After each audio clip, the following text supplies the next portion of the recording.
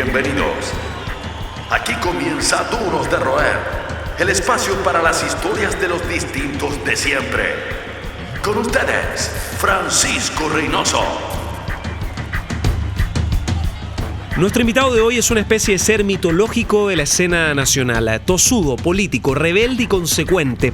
En septiembre del 2019 de este año enterró los restos de una de sus creaciones favoritas, la Asamblea Internacional del Fuego. Y en tiempos de mucho fuego decidimos enarbolar su historia, pasando por su amor por las letras y un ADN cargado a la rebeldía e insurgencia. En esta edición de Duros de Roer tenemos el privilegio de presentar al señor Emilio Fávar, un distinto de siempre, un hombre de fuego.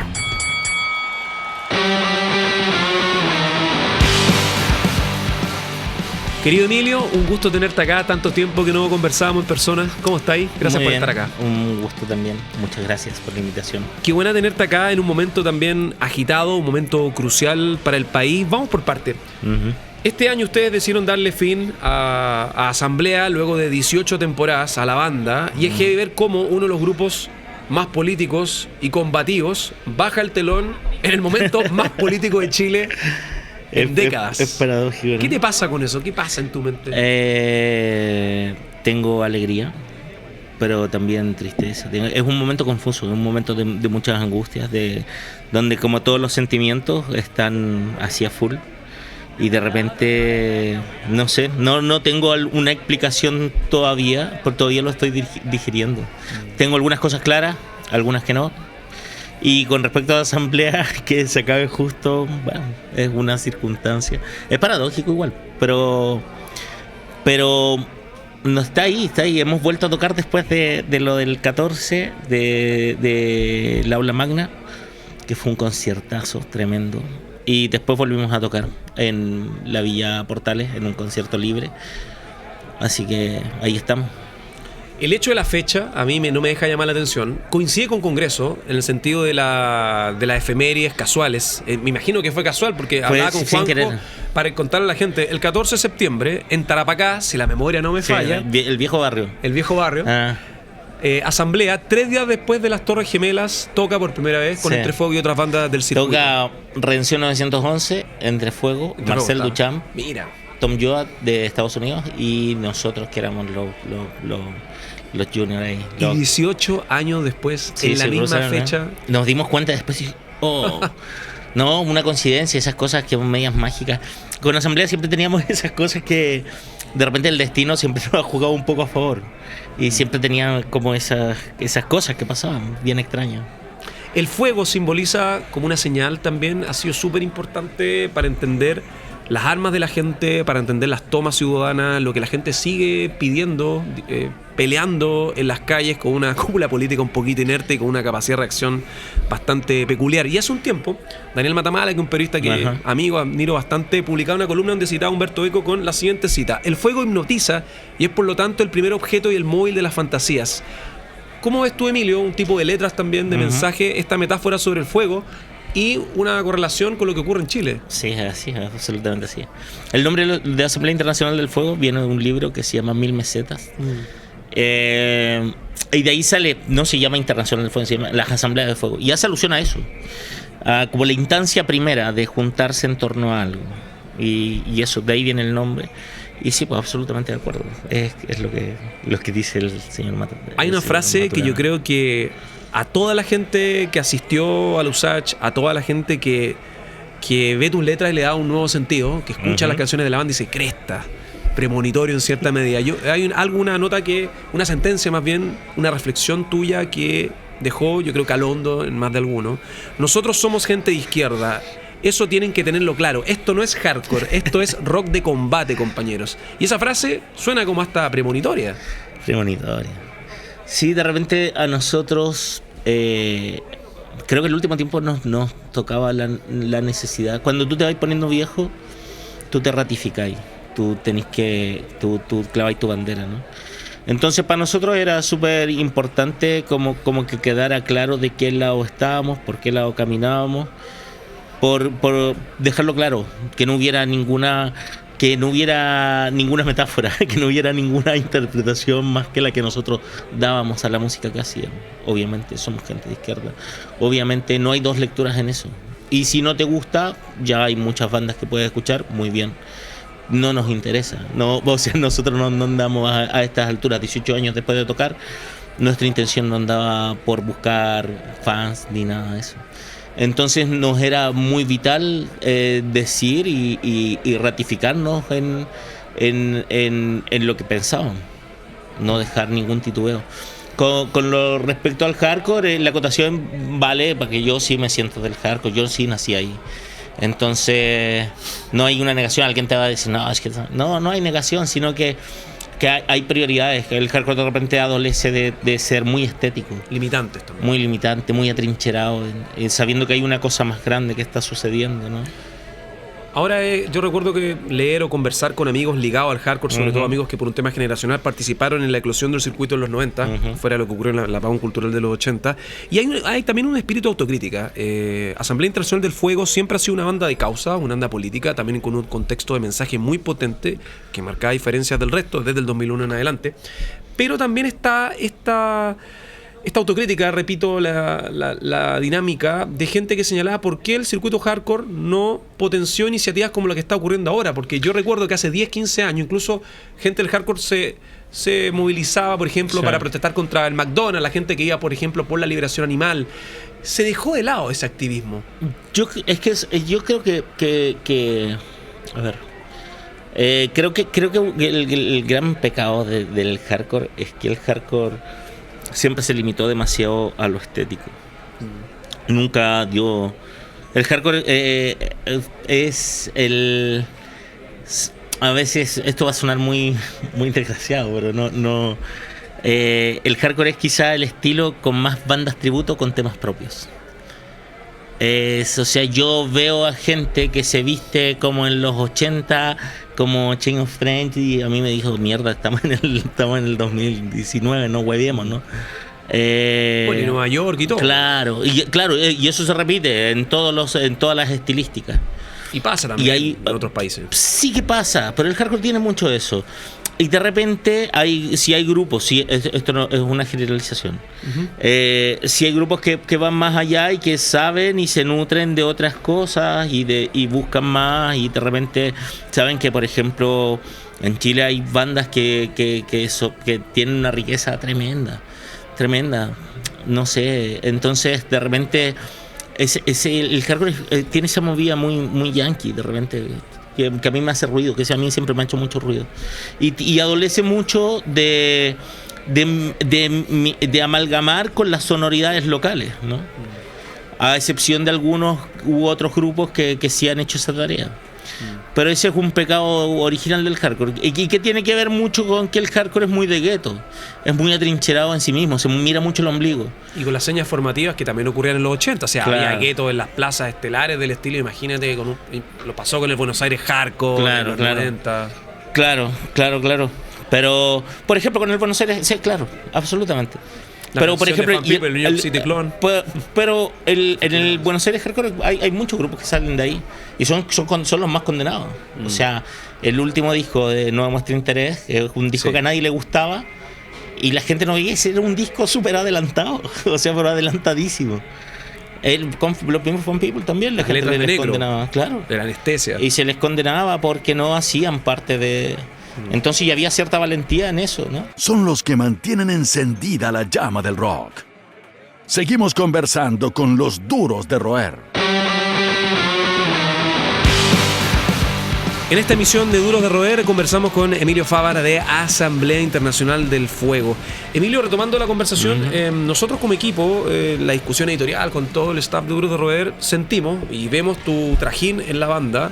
Sentimos que artísticamente como que viviste durante 18 años el presente del estallido social de Chile. ¿Por qué? Porque hablamos del lenguaje, hablamos de las demandas, que tú también en tu discurso siempre enfatizabas, de lo jodido que está el sistema, de lo poco empático que es el sistema. con la clase obrera, el universo al que hace alusión con tus letras, que también tiene ese sentido premonitorio que mucha gente también lo ha señalado en redes sociales a la hora cuando uno ve como los playlists de combativos, de música chilena combativa, lo típico, Víctor Jara, Los Prisioneros, y Asamblea Internacional del Fuego está ahí, como en la pole position. Bien. Vengo de una familia de militantes políticos. Por eso con una relación súper estrecha, por ejemplo, con el Seba Zaire, que tiene una historia muy similar, con el Joao da Silva, con el Jero. Generacionalmente nosotros éramos todos gente que viene de familias de militantes, ¿no? Yo tengo un padre que murió este año, militante, y que tuvo una prisión política. Trabajó, a mi viejo lo anduvieron buscando harto tiempo, y eso a mí me marcó, obvio, a fuego. Entonces, obviamente que lo que te va a marcar más en la vida tú lo vayas a traer a colación inmediatamente. No sé, si hubiese nacido en el Sename, va a estar presente en el imaginario. Entonces para mí es eso, como era súper importante, o inconscientemente quizá al principio, va a hacer alusión a eso. ¿Por qué? Porque para mí era vital tener esa posición. No era algo estilístico, era algo absolutamente necesario. Entonces tiene que ver con eso. Luego se fue desarrollando más la idea, ¿no? Se va desarrollando. Se va desarrollando en tanto las letras van logrando tener lugares y van logrando tener como un lenguaje, como no sé, como un común denominador, que era la memoria, ¿no? La memoria histórica, la memoria y es paradójico. Termináis asamblea y te das cuenta que todas las cosas se repiten, y que todas las figuras se repiten, y que todo lo que todo lo que tú pensabas, de repente a mí me parecía, incluso a veces llegué a pensar que era un poco anacrónico lo que uno cantaba, como autocrítica. Después te das cuenta que no, que estaba ahí, que estaba más presente que nunca. ¿Por qué? Porque esto ha estado presente desde siempre. Ha estado presente y no va a dejar de estar presente. Que ahora ya hay pasado a la ofensiva no quiere decir que los otros no van a hacer nada. Emilio, recuerdo que en una entrevista, si la memoria no me falla, fue con nuestro amigo Andrés Panes para Rockaxis, que ha hecho muchas notas importantes con usted, unas grandes conversaciones, un gran reactor también, sí. Andrés.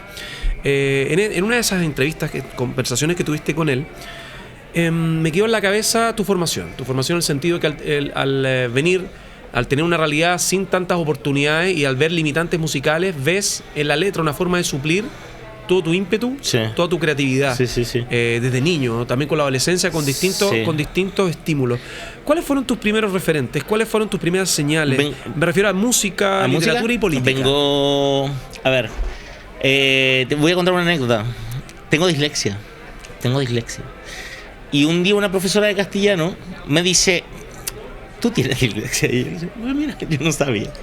Y me dice: la dislexia solo se cura de alguna forma. Hay que leer. Mira. Y yo, eso que era como un poco una tarea para la casa, a mí me generó un gran gusto. Yo recuerdo que el primer libro que yo leí por gusto, no porque me obligaba, era Papillón. Y me encantaba, pues me encanta. Para mí no era una tarea para la casa, yo leía de gusto. Luego yo descubrí prontamente tocando que yo no tenía buena voz, pues. Entonces me entendí que tenía que el texto que yo hiciera tenía que suplir la falencia que tuviera en la voz, pues.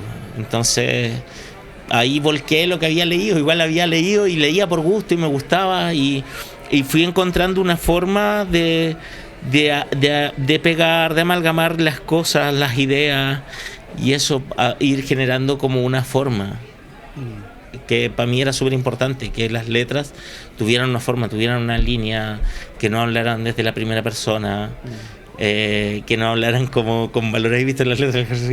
El honor, la libertad, eso me cargaba a mí. Como, esas consignas forzadas. No, pero esa cosa como de esa moral media cristiana, ¿cachai? Yo no vengo de una familia cristiana, entonces toda esa nomenclatura, el honor, la familia, el respeto, eso no, a mí no me acomoda, pues. Entonces yo fui buscando por otra parte y fui armando, pues. Y yo vengo de una familia donde se escuchaba mucha música también. Y a mí mi vínculo con el folclore tiene que ver con eso. Yo, si bien voy a conciertos desde muy pequeñito, desde los 14 años, y ya tengo 41, yo siempre escuché música, pero escuchaba folclore. Escuchaba a Los Killa, a Inti Illimani, a Víctor Jara, a Violeta Parra. Yo me sé las canciones esas de memoria, así como que me están sonando y me las sé. La Marcha de las Esperanzas tímidamente también tenía como unos guiños, unos guiños no estilísticos en la música, pero sí en las letras. Sí. Que la gente luego descubriría. Porque el legado, me refiero que el legado de Víctor Jara, tan presentador, donde hasta Netflix, por ejemplo, hace documentales y la efeméride y la nostalgia. Sí, lo hice ahí por primera vez como tímidamente. Y después aprendí que uno podía traer a colación, y después fue una cosa que hicimos recurrentemente y transformamos de eso algo que era primordial, que era traer canciones, como, no sé, haber cambiado algunas canciones y traer parte de, no sé, de la canción de Valparaíso del Gitano Rodríguez, de traer partes de canciones de Víctor Jara, traer alguna parte de una canción de Kelentaro, traer a colación de canciones de Atahualpa Yupanqui, no sé, cosa que a mí me hacía mucho sentido homenajearlas, pero era con el afán del homenaje, del ratificarse que tú venías de ahí, de que tú no venías de no sé, de Chicago, Washington, claro. Nueva York. A mí me gustaba dejar en claro que lo nuestro tenía que ver con una raíz y que tenía que ver con una música que era propiamente latinoamericana. O sea, el arraigo combativo está a la vista con nuestra historia y, como te digo, o sea, el 2001 ustedes ya tocaban, insisto, de una forma implícita quizás, por decirlo de alguna forma, y la gente lo valoró, y yo creo que eso también, el feedback de ustedes, las tocatas, también fue como un input importante para seguir reforzando esa línea que se vería en los siguientes discos. Sí, yo creo que fuimos bien afortunados cuando sale el grupo. No sé por qué yo nunca me expliqué por qué la gente había aprendido tanto. Yo no sé si en ningún caso he pensado nunca que era el grupo mejor que había. Seguramente había muchos más. Pero sí creo que había que la gente como que empatizaba y que no sé, le gustaba, llegaba. Que igual el 2001 con la transición me refiero de siglo, igual estaba todo medio polarizado. Eso era como, yo recuerdo que la escena de la época a ustedes se le metió equivocadamente en estos rollos, rótulos del emo, estas cosas. Sí. Está el punk melódico, el agro, el metal que está de capa caída en esa época. Era todo muy raro. Y ustedes salieron, yo lo digo desde afuera, o sea, aparece un disco con una portada típica, con colores súper distintivos, en este caso el amarillo, con una iconografía interesante y con una performance también. Y sobre eso, también yo quería destacar y consultarte sobre la raíz de esta ética de trabajo. El halo tú mismo es algo que está un poquito manoseado en el sentido que obviamente la música es independiente actualmente, los sellos prácticamente no existen, pero ustedes lo llevaron realmente con una consistencia que en el hardcore, que como tú mencionabas es súper sectario, el hardcore siempre ha tenido este tema que para mí es como una suerte, está un poquito devaluado en el sentido de esta dinámica de las tocatas de 9, 10 bandas, y ustedes siempre trataron de distanciarse con respeto, distanciarse en el sentido de que ustedes tenían otros intereses, que no les iban estas matinés excesivas, algo que fuese por un tema específico, que sea un beneficio o algo por el estilo. ¿Qué hay de eso? ¿Cuándo llega esta decisión? ¿Cuándo ustedes sienten de que el camino es no tener intermediarios en todo sentido? Creo que lo descubrimos muy prontamente. Creo que lo descubrimos de una manera media traumática. Entonces aprendimos a que teníamos que controlar todo estilo circo chamorro. O sea, cobro las entradas, vendo la comida y hago todo. Por ejemplo, creo que nosotros compartimos sala mucho tiempo con los Miranda, con la familia. Y yo, si hay alguien que admiro mucho, es al Cata. El Cata fue puta. Era un que leía esa forma. Y buenos profesores. Sí, claro. Buenos profesores, ¿cachai? Venía un rey Midas de la guitarra ahí que... ¿Te entusiasmó también para viajar a Europa? Claro. No, yo y alguien que tengo gran admiración, como de la movida de generar algo como que la estética del grupo no es tan solo hacer un mono o tal, sino que es la estética en un concepto más amplio, que va desde las letras hasta todo, ¿cachai? Hasta cómo montáis los conciertos, a saber que tú si tocáis tantas veces en un mismo lugar, el concierto va a perder interés. ¿Por qué? Porque tú estás llevando a la misma escenografía el mismo show. Entonces ir buscando lugares que fueran más interesantes, entonces eso lo fuimos aprendiendo muy en el camino, pero lo fuimos tomando muy en serio. Sí fuimos tomando nota de eso y fuimos aprendiendo cosas como que creo que después nos sirvieron mucho, que saber que un concierto con más de 3 bandas no funciona porque la gente se te agota. Entonces si tu show es intenso no funciona mucho, a menos que sea en un formato festival.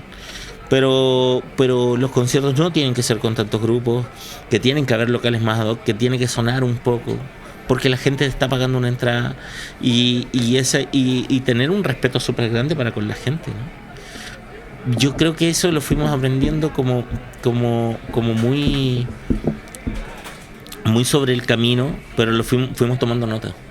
Y nos ayudaba que, por ejemplo, el Juanjo venía de otra escena, pues. El Juanjo venía de tocar en La Mosca Travesti, era más CFA, y ellos venían y tenían equipación más grande que no había en el hardcore.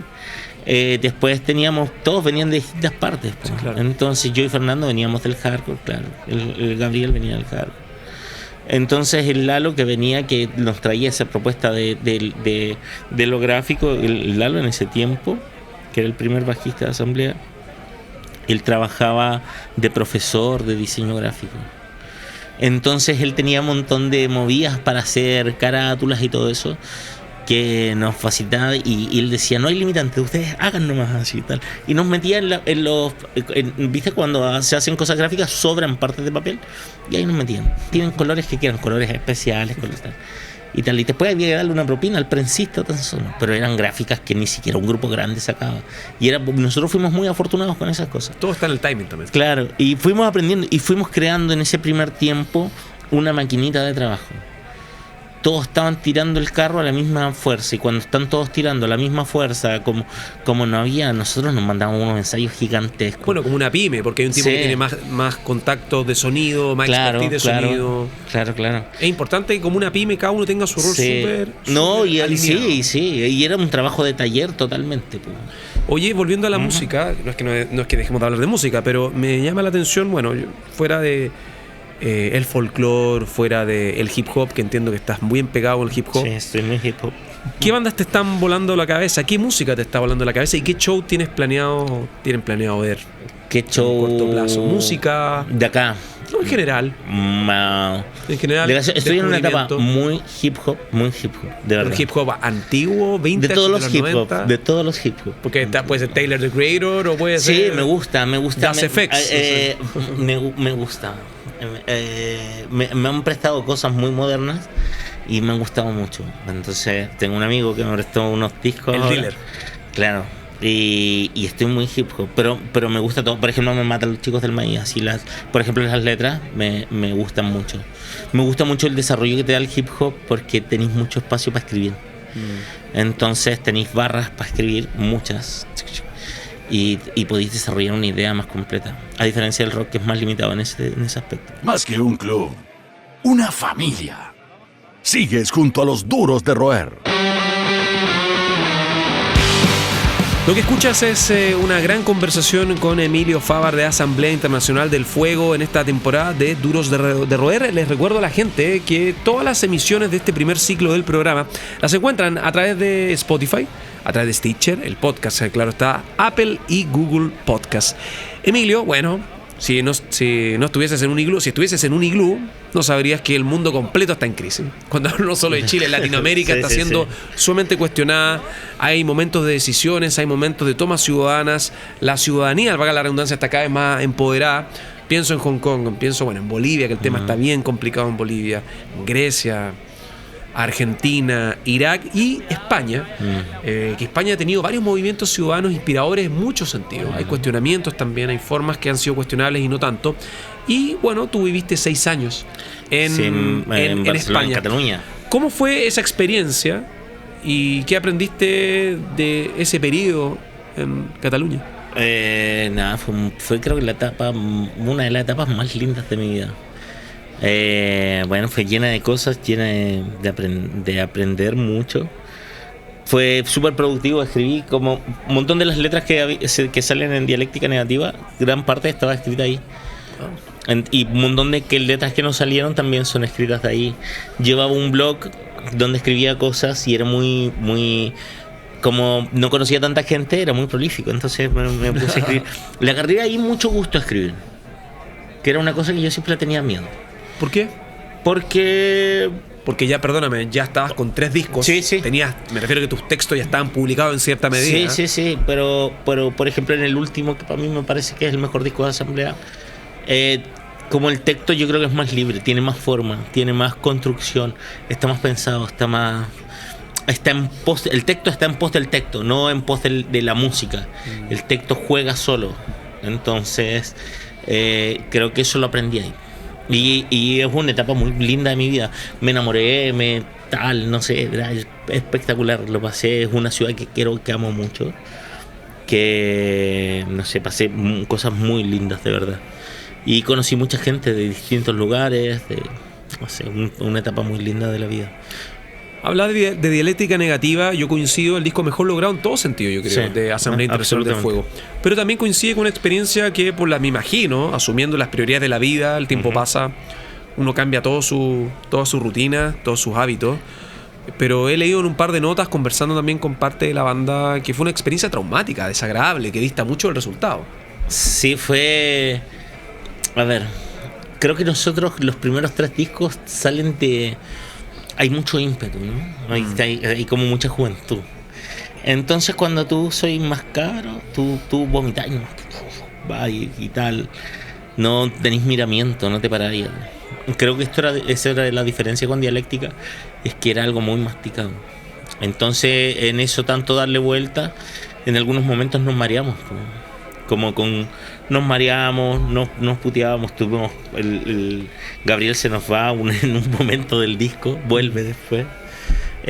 Fue traumático porque teníamos que reaprender a construir un disco y construirlo en otros términos. Por ejemplo, en dialéctica negativa por primera vez teníamos dinero para grabar.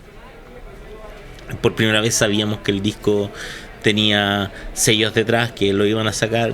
Sabíamos que pesaba distinto, sabíamos que ibais con la mitad del camino, tú no ibas a mostrar nada, tú no ibas a dar la pelea por escúchame tal. No, ibas a consolidar. Y claro, tú sabías que iba a haber gente que iba a estar interesada en escuchar este disco. Entonces tú tenías esa mitad de la faena que nosotros en el amarillo salíamos y era como a ganar la categoría, pues era como un equipo de segunda división que va a pelear y a probarse los zapatos, pues. Entonces esto no, con dialéctica era absolutamente distinto. Entonces eso a veces te marea y tú no sabías hacer eso, tú no sabías porque habías estado todo el rato en segunda división, entonces no sabías cómo era jugar en primera. Pero en primera hay que aclararlo, siempre en sus términos. Siempre en nuestros términos. Pero primera sabía que llevabais gente, sabía que... Hay una responsabilidad. Sí, porque a mí sí me queda claro después de que si Asamblea era un grupo con poder de convocatoria, que si bien no registraba en ninguna parte y no salía en ningún medio, yo sabía que los conciertos se llenaban y que iba gente, y nosotros éramos conscientes de eso.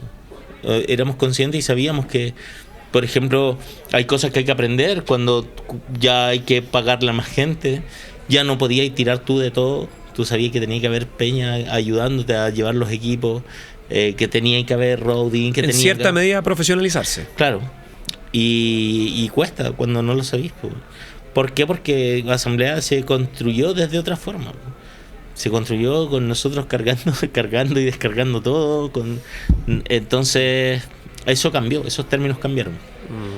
Y hubo que aprenderlos de nuevo. fuera del sistema de trabajo, por cómo el proyecto creció de forma impensada y orgánica, nada forzado, por medio con las vivencias, por el timing que también hemos reiterado, la importancia de aquello, de esa condición. ¿Siente en ese contexto, Emilio, que las letras o la música o la cultura en general cuentan o deben tener un propósito, una misión al respecto? Nosotros pensamos, por ejemplo, en discusiones varias con artistas que no basta con ser contemplativo, hay que ser como un poquito más o efectista en ese sentido. Yo creo que los grupos se van forjando su estética, van levantando su bandera, van generando como un sello, ¿no? Y desde ese sello, mientras sean coherentes, por ejemplo, a mí Rama me llama un montón la atención. Me parece un grupazo. Sin la necesidad de prometer ni decir nada. Pero a mí sí me parece que son súper coherentes con su misma estética que generan. Y hay una forma de trabajo. Y es súper notorio. O sea, tú sabes, es súper fácil leer los grupos que están de verdad y que van a ser como más trascendentes en esto. Y los que están de paso. Y es súper duro decirlo así. Obvio. Pero te queda súper claro. Cuando la gente juega con la fanática a su favor, cuando hay aquí hay un montón de grupos que tú parece que son muy grandes y tú vas a un concierto y francamente son tristes. Así son tristes, y no me refiero con esto porque suena muy duro, pero no hay nadie. O sea, son grupos que viven solo en el imaginario virtual, ¿no? Hoy por hoy hay un montón de grupos así. Sí, claro. Y de repente, y tú sabés que hay grupos que a diferencia de eso, que los podéis no escuchar en un montón de tiempo, y no sé, y voy a esto mismo Rama. Vaya, Rama está lleno y no tiene la necesidad de salir en ninguna parte. Yo eso lo aplaudo. Vaya a ver Políticos Muertos y está lleno de gente más mayor que ha estado en el punk desde siempre, y eso yo lo aplaudo. O yo estoy mirando para allá.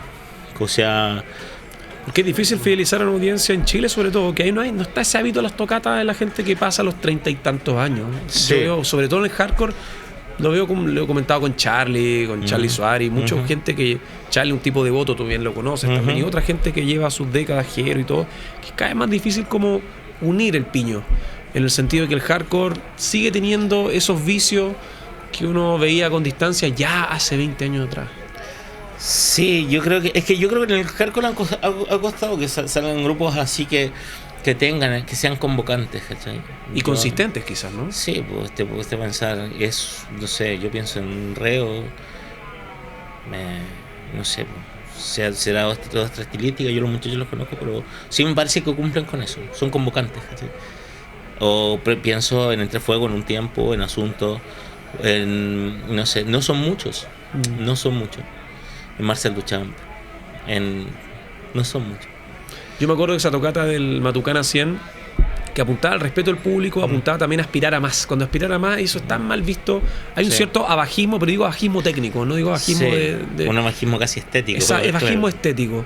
Y yo lo comentaba con Aldo, recuerdo que Aldo fue el que hizo el M100, y yo decía, qué increíble es ver a Marcel Duchamp, a Tenemos Explosivo y Asamblea Internacional del Fuego con 800 o 1000 personas en un local abierto, con una entrada accesible todavía, tras 5 o 6 mil pesos, con un sonido de primera, y demostrar que esta escena puede tener mensaje, puede tener ética y puede brindar una infraestructura acorde. No, es que yo creo que ahí... En un espacio también con un contexto político. No, es que sabes que aquí ahí pasó una cosa. Yo creo que en algún momento, y eso es culpa de la gente que hacía parte del hardcore, y me incluyo, nosotros jugamos con un discurso casi moral, un discurso muy moralista con respecto a que, no sé, si tú hacías algo más tal, te habías vendido, si tú... Y ahí hay un error nuestro, porque nosotros construimos una moral muy desgraciada con ese tema. Como en purgar inmediatamente al que miraba un poco más con mayor de cuidado algunas cosas. Claro, hay bandas que son más selectivas, hay bandas que exigen equipo, traen sus equipos, que invierten. Claro. Y nosotros, por ejemplo, en los 90, cuando esto están haciendo, se genera una moral, pues, una moral que es como que el que no tiene, por estado de la carencia del momento histórico. Sí. En ese momento histórico tú tocabas en el Taller El Sol y yo me recuerdo que habían conciertos parados, no sé, tal, un media hora parado el concierto, incluso cuando pidiendo grupos de afuera. Recuerdo un concierto de autocontrol que no se pudo hacer porque había que ir a buscar no sé qué parte en un taxi, un micrófono, una cosa. Claro, yo entiendo que en los 90, la segunda mitad de los 90, hay carencia técnica, ¿no? Pero nosotros construimos una moral en eso, y ahí hay un error. Porque suplida esa carencia técnica, tú no tenías por qué seguir teniendo una moral si ahora ya podías sonar un poco mejor. Y a nosotros nos costó mucho salir de ahí, a todos. Y eso fue un lastre súper grande, y sigue siendo, porque eso se transformó en una moral que fue más allá. Y hoy por hoy a veces te encontrás en conciertos ya pasada la segunda década del 2000 ¿Qué soy? Con el mismo discurso, o sea, y ahí ya empieza a ser un poco esquizofrénico, ¿no? El hecho, imagínate, 4 vinilos o 4 álbumes que implican un esfuerzo en todo sentido, tiempo, plata. Nadie se hace rico con esta cosa, con este tema. Y la gente como que todavía espera y dice, ¿por qué más de 3.000 pesos por una banda que tiene 20 años de trabajo? Sí. Cuando no tienes problema para comprar otras cosas. O sea, ese es el punto. Sí. Ojalá que ahí hay un problema. Hay un problema que también tiene que ver, ojo, que también hay que en un momento hay una sobreinflación del precio de las entradas. No del hardcore precisamente, sino que de las producciones musicales en general. Ah, no, es que el tema, que se entienda, el tema de las producciones internacionales, que las entradas más caras están en Chile, eso es algo. Claro. Yo me refiero cuando hay 4 bandas, porque uno saca la matemática. No, absolutamente. 4 bandas que tienen que pagar su sala de ensayo, 4 bandas que llevan 10, 15 años con disco. No, absolutamente. Y que la gente no llegue. Absolutamente. Es un tema para reflexionar. Sí. Y yo también creo que ahí la tarea también es construir cosas que sean interesantes para la gente, llevarlas a otros espacios. A mí, por ejemplo, estaba hablando con la Daniela Benincasa, la hermana de Aldo, sí, que nos ayudó siempre, por ejemplo, en Matucana, nos ayudó, siempre fue un muy buen partner para trabajar con nosotros. Y llegamos a hacer el concierto en Lusache. Yo decía, pero ¿cómo van a tocar en Lusache? Se toca sentado. No, pues vamos a tocar aquí nomás. Pues. No, aparte porque el concierto era tan hermoso. Pero también está la reflexión que no hemos comentado, el tema de Víctor Jara, también, sí, la coincidencia con la fecha. Sí. Eso es. No, brutal. Golpea fuerte el corazón. No, brutal. Pero también ahí sacamos como enseñanza que a la gente la podíamos llevar a cualquier parte. Y la gente iba a responder. Y la gente se iba a comportar. Después el tipo nos decía, no hay ni una botella. Daniel decía, contentísimo, no hay ni una botella. O lo que te contaba del parque el otro día. Yo creo que uno tiene que construir los imaginarios, uno los construye también. Tampoco hay que decir, oye, cabros, se portaron mal, no. Nosotros vamos construyendo también. Y también tenés que llamarlos y convocarlos y decirles, muchachos, ahora péguense un paro en los cachos y despabilense. El hecho de que están haciendo ustedes lo que encuentro maravilloso, hacer shows cercanos a comunidades, volver a llevar la música a las villas, pero la música con la experiencia familiar, con juego, y cómo ese círculo de amigos también aporta, yo creo que es alucinante. Me imagino cómo ha sido para ustedes romper el libreto, golpear la mesa y decir, bueno, ¿cómo fue esa decisión? Me imagino, porque uno lo piensa también, ¿qué va a reaccionar la gente? Porque yo no sabía, le tenía miedo. Yo tenía miedo porque nos habíamos retirado hace nada. 3 semanas. Fue por el contexto. Bueno, el contexto te facilitó muchas las cosas. Yo creo que vivimos en un Santiago que es absolutamente distinto a su mes. Vivimos en otro país.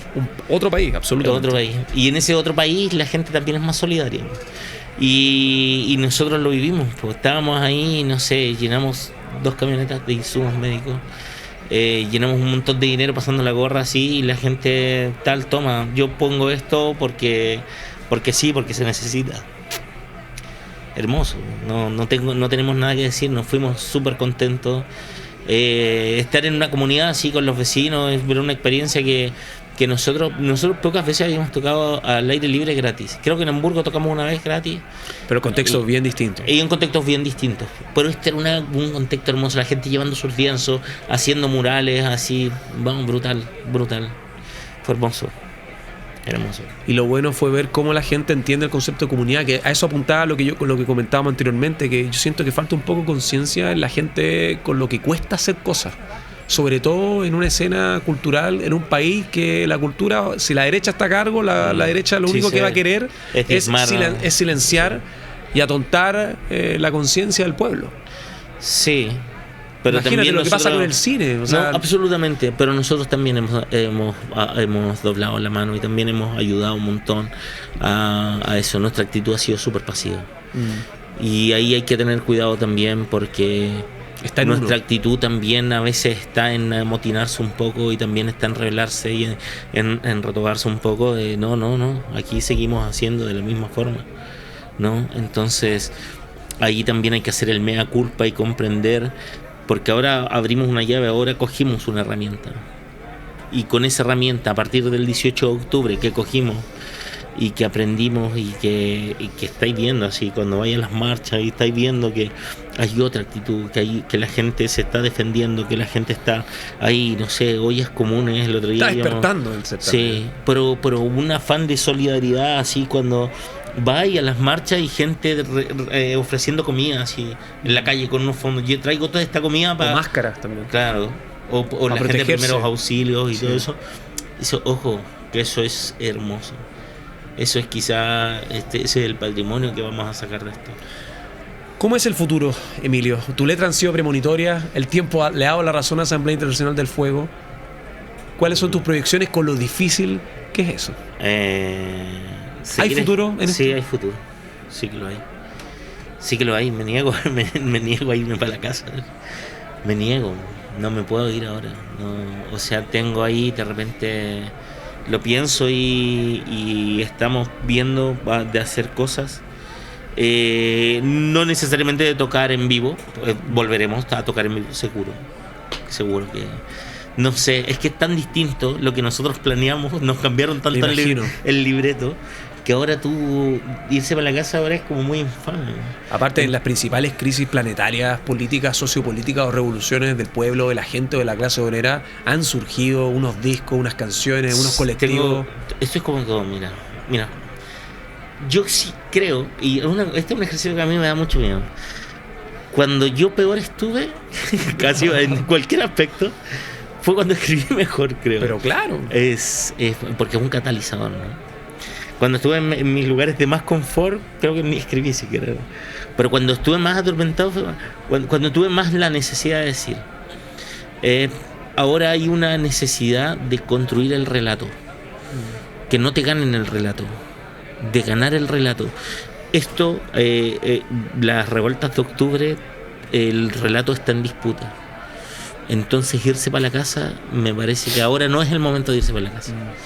Me parece que lo miraba unos días antes, decía, nosotros nos vamos y nos vamos tranquilos. Nosotros cerramos y cerramos tranquilos, nos fuimos sin deudas pendientes, nos fuimos así con el alma llena, nos fuimos con una sala repleta de gente, con las entradas agotadas, con no sé, gente llevando lienzos con un público así que a nosotros hasta los días nos decían que lloraban, no sé, la gente estaba ahí entregadísima, un conciertazo. Y después decía, vale, yo me voy tranquilo después de esto. Seguimos, cada uno hace lo suyo. No sé, Juanjo tiene los explosivos, Gabriel está tocando en otro grupo que se llama Fragment, yo estaba tocando un poco con Josemi, Fernando también estaba tocando. Entonces, todos teníamos algo que hacer. Tenemos hijos. Pero ahora yo me niego un poco a dejar el relato ahí, porque el relato ahora es el que está en disputa. Ahora hay un relato nuevo en disputa. Y ese es un campo donde tú tenés que ganar una pelea. Ganar tu relato. Nosotros en un momento ganamos nuestros relatos de la memoria. Y ahora nosotros tenemos que ir de nuevo. Quizás no como asamblea, no lo sé. Pero sí tenemos que ir a generar algo, ¿no? Esto fue Duros de Roer Podcast. El club de los distintos de siempre. El último apaga la luz. Hasta la próxima.